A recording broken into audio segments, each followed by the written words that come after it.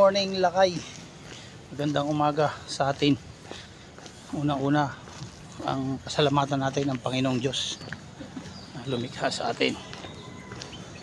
Pangalawa, ang mga kaibigan na natin at ang mga magulang natin. Basta unahin lang natin ang Panginoong Diyos sa buhay natin. Paggising pa lang sa umaga, alam mo na, yun ang unang pasasalamatan mo. Dahil siya ang lumikha sa buhay natin. Ayan lakay. Pasko na. Yung mga magbigay na tayo. Yung mga iba, kung hindi man kayo nabigyan, huwag sasama loob nyo. Kasi kung ano lang yung binigay ng pangalan ng tao, yun, bibigyan natin. Kaya ganun ang ano, huwag sasama loob natin. Yun ang tanggapin natin.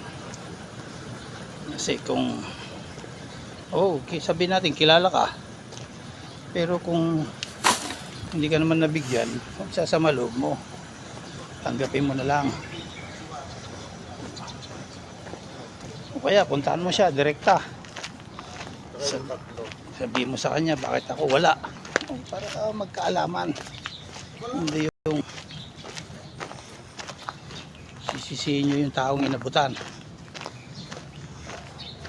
At saka Pasko ngayon, huwag kayong magalit sa kapwa nyo, masama yan kung nagtatanim kayo ng galit against the light. Yan, yan lakay, maganda na.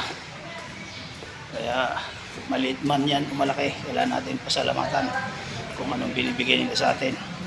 Kung kayo hindi nabigyan, hindi magpasalamat pa rin kayo. Ganun lang. Kasi hindi naman lahat ng tao binibigyan nila. Talagang meron lang silang binibigyan talaga na yung close nila. Kaya ganun ang buhay. Sir, good morning. Ayan. Kaya bawal magalit. Good morning, ma'am. Morning. Ayan.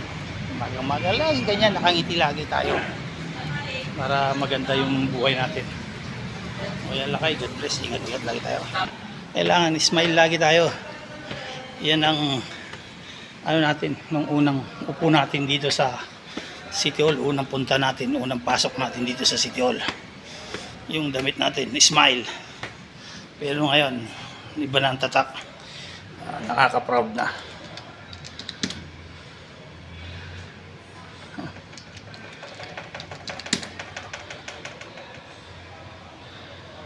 (6:12) ang in natin. Ayan, maaga pa. Ayan, meron na yata tayo mga kaibigan na pumasok. Kaya kayo, lakay, magpasalamat na lang tayo. Meron man o wala, at least naalala tayo. O yan lakay, God bless, ingat-ingat lagi.